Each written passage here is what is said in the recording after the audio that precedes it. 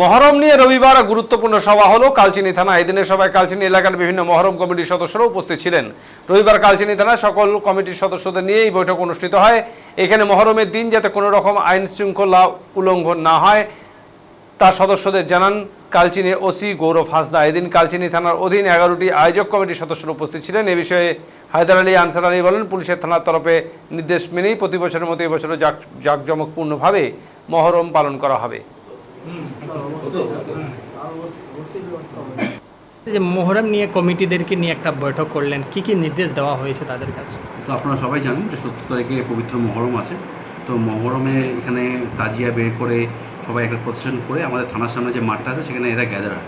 তো আমাদের যেটা সরকারি ইনস্ট্রাকশন আছে যে যারা তাজিয়া বের করবে বা যারা মহরমের প্রসেশনে আসবে তার জন্য কোনো রকম আর্মস, লাঠি, তরোয়াল, বল্লম, ফায়ার ওয়েপেন কোনো কিছুর জন্য না বের করে, না শো করে। তাদেরকে করা স্ট্রিক্টলি বলা হয়েছে এগুলো করা যাবে না।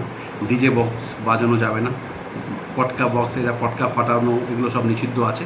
তাদেরকে একটা নির্দিষ্ট ম্যানার অনুযায়ী সব কিছু করতে হবে এবং তারা যেন সঠিকভাবে, কমিটিগুলোকে বলা হয়েছে তারা যেন ভলেন্টিয়ার্স রেখে তাদের যে লোক যারা সমস্ত প্রসেশন সেদিকে করে আসবে তাদেরকে গাইড করে নিয়ে এসে এখানে যে অনুষ্ঠান মেলাটা হবে সেখানে সবাই এসে সুষ্ঠুভাবে সেটা সম্পন্ন করে, এটাই বলা হয়েছে। আপনাদের টিম থেকে তো দেখা যায় ওখানে একটা, হ্যাঁ, আমাদের পুলিশ প্রশাসন থেকে আমরা ওখানটায় একটা স্ট্রং অ্যারেঞ্জমেন্ট রাখি।